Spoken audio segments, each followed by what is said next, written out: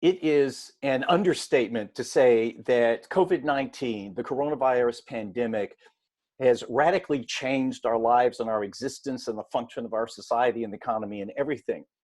Here's something to consider. It is also effectuating change on our lives after the virus. We just don't know to what degree or in what ways yet, but we have to be prepared for that change. And so therefore, a critical question each one of us have to ask ourselves: how are we going to adapt to that change? Are we going to embrace it and maybe even make it the best for us? Or are we not, and to our demise? Well, towards that end, special guest, Meredith Oppenheim, who can address how she is working and helping people, especially and primarily in the second half of life, change and adapt, irrespective of the virus, but also given the virus situation and what we all need. A quick background on Meredith: she has a Harvard MBA. She has worked in this sector for the past 15 years. And just a short time ago, she started the Vitality Society. And in just this short period of time, she has embraced change and pivoted it for the better. So Meredith, before you get into what the Vitality Society is, what drove you to embrace this change and make this change in what you're doing? I just saw, Paul, a huge need for this generation to keep themselves well. I saw the huge toll sickness took on my father's life and on our family that was caring for him, and the cost of the drugs that he was on, thus the economy. And I felt that there are so many positive and simple ways for people to take control of their health and well-being. And now in this COVID climate, more so than ever, there's just a tremendous opportunity for people to adapt to being at home and realize perhaps even some benefits that technology offers that they hadn't realized before. So we work very hard to make people comfortable with the technology and then provide them great opportunity to connect with us regularly so that they could infuse health and wellness activities into their daily routine so that they come out of this virus, and as you said, moving forward, maybe even healthier and stronger and more empowered than ever. So explain what the Vitality Society is, both the attitude about it, and I want you to share this thing about age versus vitality rating, Yeah. but also what you've pivoted to and how you're manifesting this, what you're delivering. So Vitality Society, we really focus on people 60 and better to be at their best. And we accomplish that by providing camaraderie, which we know is critically important later in life to expand your social circle. We do that by providing coaching. So we have leaders in the field that are, many of them who are over 60, who specifically design programming for people of the population we're serving.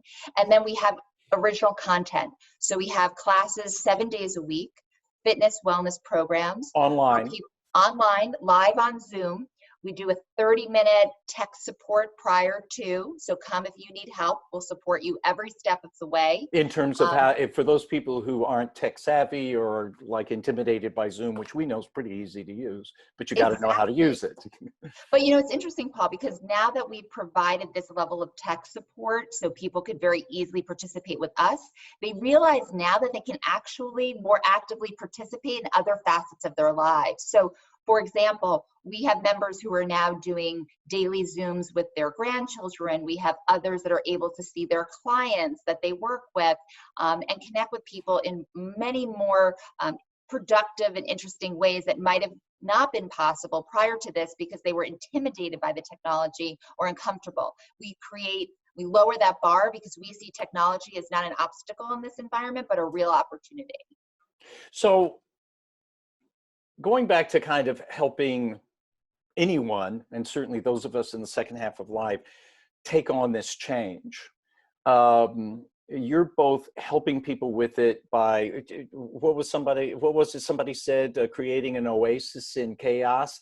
That's fulfilling a need. And from your MBA days, you know, as so many of us do, that where there's a problem, there's a need, and where there's a need, there's an opportunity. And when we think about how we're going to change and pivot, maybe the way we make money or replenish our savings or what we're going to do with our life. That's a good formula. I mean, it seems to be working for you because your membership's gone off the charts. Right. We saw a 600% membership growth increase in the month of March. And what I'm most excited about, frankly, is that our growth is aligned with our impact.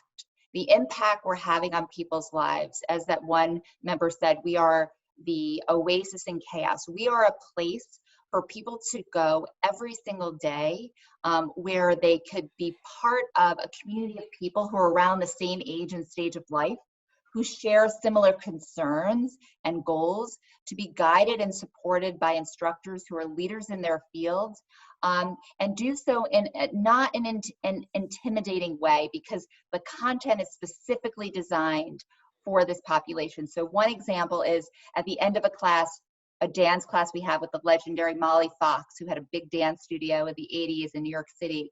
One member will say, can I do this with weights next time? And another member would say, I haven't moved like that in years. And so we serve a wide range of people, both age and skills and physical abilities, but nobody feels intimidated. And we're trying to lower that bar and really welcome people in and have them achieve some great physical and mental well-being impact in the process. When we first connected a couple of months ago, because we've masterminded some together to help each other out in our enterprises, which I'm incredibly grateful for. When I first checked out the Vitality Society, I loved your take on, instead of age, vitality. Give me your take on that. So everybody asks, how old are you? But nobody really asks, how vital are you? Age is just a number. I see in our community, we have members who are 72 who are in the living room moving with their 95-year-old moms in quarantine. And the 95-year-old moms are doing it, and their intergenerational connections are beautiful. So age is irrelevant. It's really an opportunity to explore how, at this stage of your life, with the extra time that you have and the desire you have, just to do a little better, a little bit more to sustain that vitality. What I like to say is we are revitalizing a generation young at heart, and people want to come out of this no weaker or worse off than they came in. Actually, we see it as a real need and an opportunity for them to come out stronger and better, both physically and mentally, as a result of going through this crisis.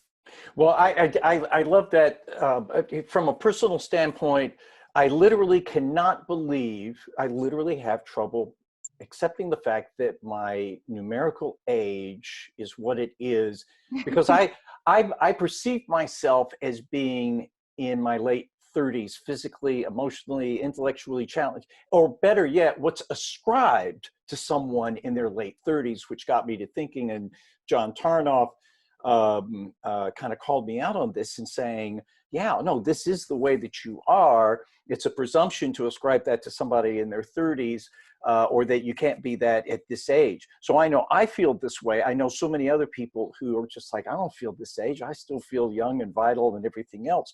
But I also realize, and what I love what you're doing is that some people just assume, well, I'm 65 years old, so I'm supposed to be like this. I'm supposed to feel like this. This is the way that life is. There's some of us who, fortunately, for whatever reason, don't feel that way. I feel the way that I am. But you're opening up the door to say you don't have to presume that you have to feel and look and act and be the way that the stereotype says you should be. That's right. And I say we stand for fun. We want people to really enjoy themselves, whether it be with us or by now integrating exercise into their ordinary routine, just elevating the bar. I'll also say, and I'm happy to share this personally, I have body aches and pains, and I feel in some ways that when I do our exercise class, they're more aligned with what I'm trying to accomplish at this stage of my life in my mid 40s to remain healthy and well than going through a very rigorous, intense workout that many of my friends are doing day in and day out. I simply can't keep up with that. And I pride myself on being healthy and strong and eating well and moving very often and daily and going for 5-mile bike rides. But I'm very sensitive to the aches and pains in my body, and I don't want to hurt myself. And so, I feel like age is irrelevant, and I really believe that we really focus on where we are, how do we get a little bit better, and move along slowly in a comfortable pace that is suitable for everybody of every age. Um, so with what you're doing, you have 8 guiding principles. I mean, can that give us insight? I mean, so first of all, the easiest thing to do is to go to, your site, vitality-society.com, but also to apply it in other aspects of our lives. So That's right. go through those, go through those guiding principles for me. Sure. So after 18 months of primary and secondary research, I decided that it was critically important to put together a framework. What are principles that would help support people and become more vital? And what I came up with was trying to create a simple framework and words that people could easily remember. So I distilled it down to 2 words and 8 principles. And so the first one is be, which is be the best version of yourself. Have purpose.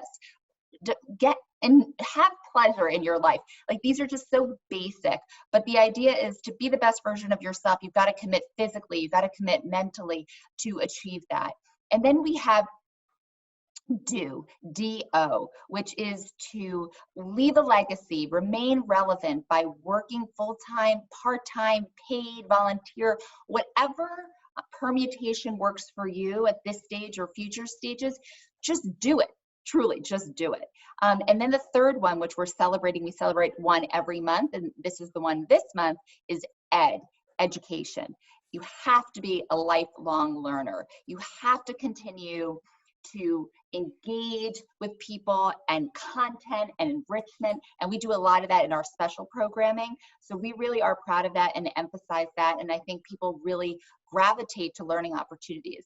And by the way, before you go to the next one, science, study after study shows that learning is what keeps you young. It's what keeps your brain cognitive. Right. It's what staves off loss of cognitive abilities, health, and everything else. That learning is, and learning something new, not being a pianist and learning a new song, but learning how to play a different instrument or learning the things you're talking about is absolutely critical to mental and physical health.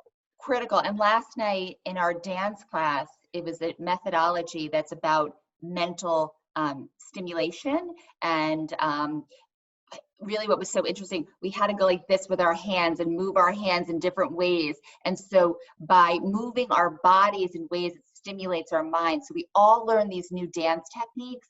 And it was so powerful to get your right leg forward and your left leg back while your hand is up. It required tremendous coordination and mental alertness, which is what we're trying to accomplish, is to help people keep using their minds to engage and to sustain that mental vitality. Yeah, try taking ballroom dancing classes. Oh, exactly. Which we did, and I had heard this is really good for your mind, and I thought, oh, okay, yeah, easy peasy.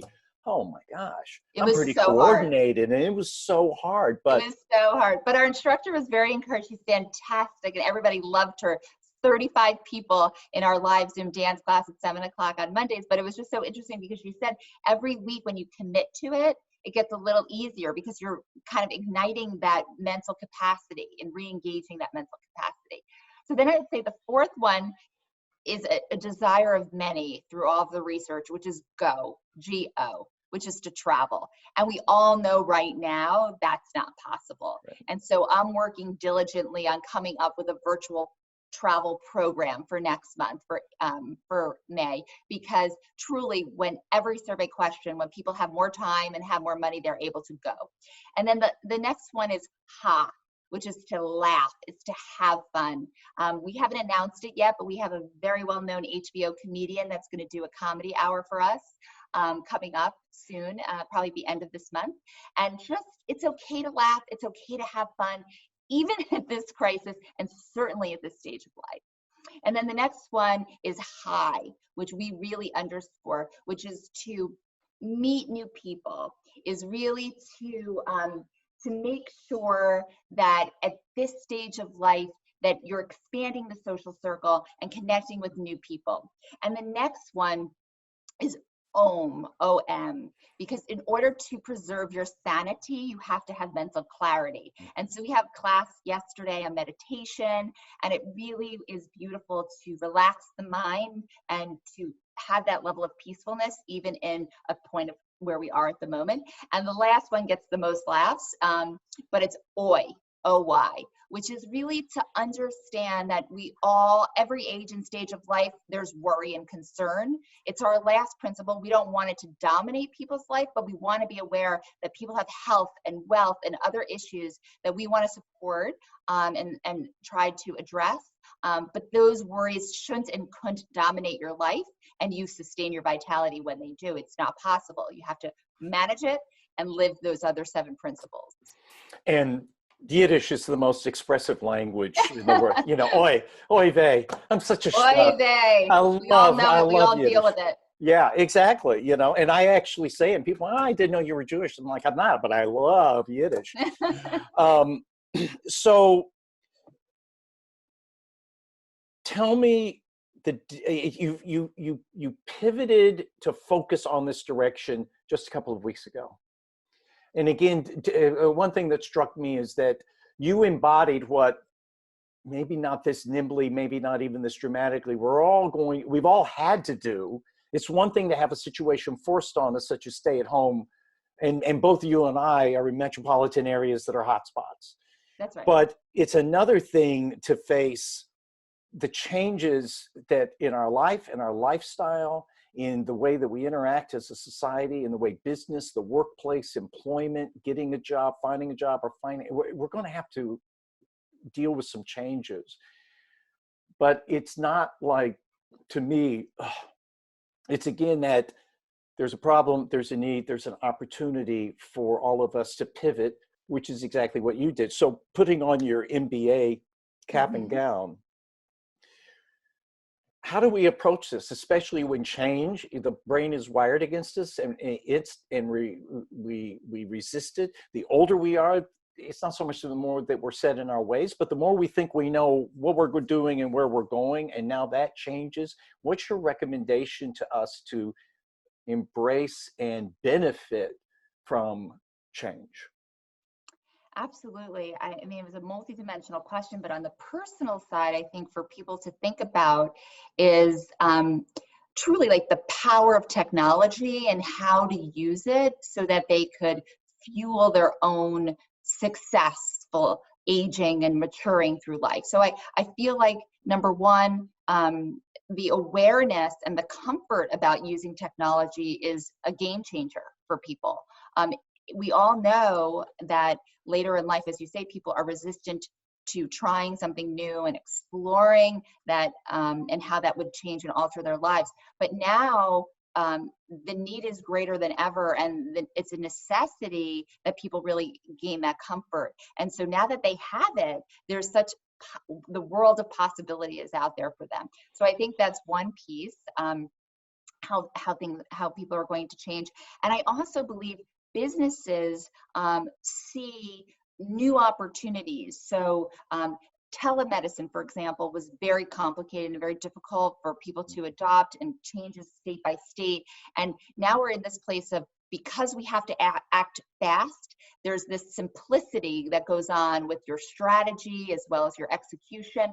And I feel like that will help businesses remarkably. They'll be able to access older people more easily, and as well as have less barriers for them to succeed, because we all know now we have to operate with great speed and ease. We don't have the luxury of time and complexity. And so that's going to help businesses serve this population much better. And I think, as I said at the first point, the adoption will be much better. So there will be so many companies that can serve better and more people, which is very encouraging. I would just go back to what you said with my pivot.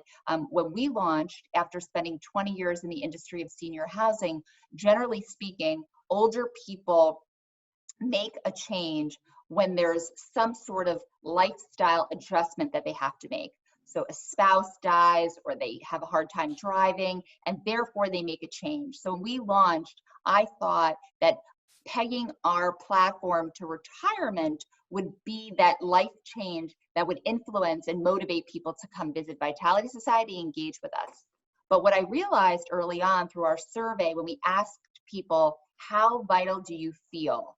And our first 36 members that responded on a scale of 1 to 10, 10 being the highest, our average for the first 36 was 8.4. So we were really serving that upper quartile of vitality. It's not necessarily, we want to serve everybody, but those were our first users. So I felt if we focus and shift towards sustaining vitality for those at that upper quartile, as well as continue to have an offering for people who don't yet feel that way, but we know we can get them there, then we could do something bigger and better. And we believed early on that I could accomplish that through fitness classes and wellness classes, but specifically designed for the 60 and older population, taught by instructors who are of generation often, as well as very sensitive to the needs of the population and can provide adjustments and cueing and support. And so we really felt by focusing exclusively our free daily content on fitness and wellness, we provide something very relevant and important daily with no barriers. It's free to join, free to participate. And then we offer our premium content for those who want more enrichment. So to me, it felt like the 7 days a week programming coming back from our TV background that you and I both share. I mean, it was critically important that we put on the fitness channel and we stay and offer it 7 days a week.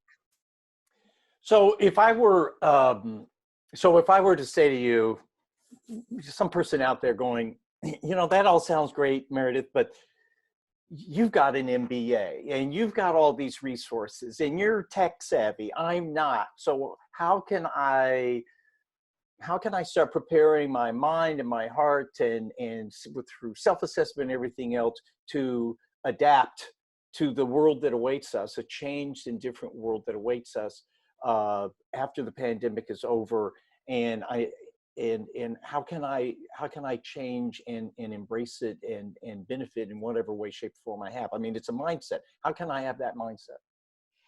I mean, it's a growth mindset. I mean, that's really the essence of business. Like you said earlier, it's really to see a pain that really leads to a clear opportunity, and then to figure out how to seize that opportunity. I'll give 2 examples on our platform that I think is super interesting to think about. Number one, what I've noticed is a lot of our instructors are no longer in the gyms and they're no longer doing private sessions. And so what we've been able to do is move their businesses on our platform. So they immediately can email those that have been their loyal followers and students and bring them to a place with free programming that they can now participate at no cost. Because right now, as we know, people are going through financial hardship and we don't want to be part of that. And so our instructors now have a place that's no longer a gym and no longer people's private homes to relocate their businesses and aggregate their followings and continue to build their followings through our membership. So that's really powerful. And the second piece is there are so many businesses that are unable, active adult housing, for example, are unable to tour people through communities and unable to have people move in right now to these new communities that are 62, 65 years of age. And so what we're trying to do is to give them a space on the platform that they can give those prospects programming in our platform and then stay connected with them with good information. And we do this for the first few months at no cost to really lower the bar, foster those connections that they've built and they want to sustain. And then, you know, we will define a membership relationship, how they can be our business partners in the next 60 to 90 days. I mean, I really want to lower the bar and make it possible. So we're helping businesses in the process of building our own. And so the takeaway from that in terms of like how I can use those examples to maybe help me embrace the change, and not me with ProBoomer, but me as just an individual who's going, oh, change is hard. So I would but the say world they're has just changed. right there. I mean, there are creative ways to do this work right now. I'll give you an example. I mean, my mom is a guidance counselor.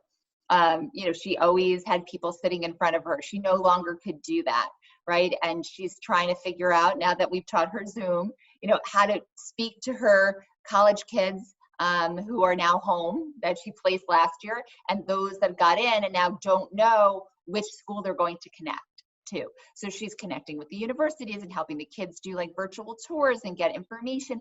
So, I think technology is a catalyst. You have to be able to embrace it and use it.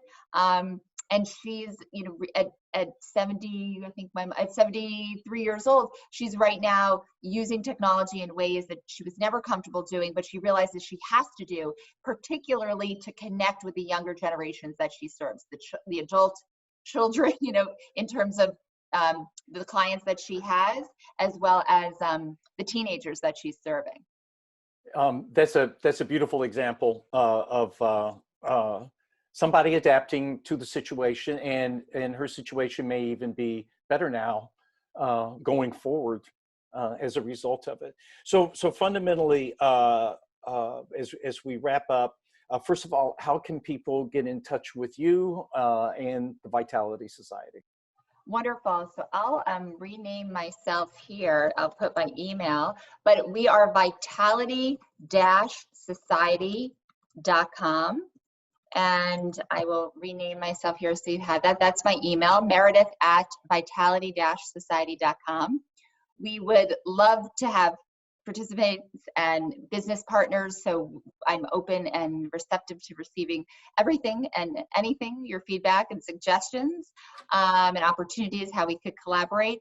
Listen, we are in a climate where collaboration is key.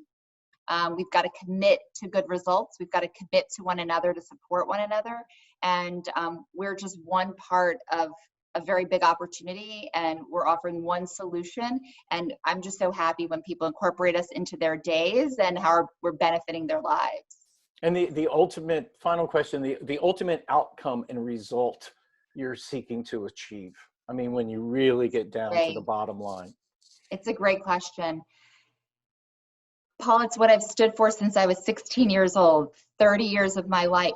I want to help keep older people healthy and well. I wanted my grandparents to live forever. I loved them so much. They were a big part of my life. I felt like if I could cook for them and they ate a little better, they'd live a little longer, they'd be part of my life. And that's the impact I want to have in other people's lives.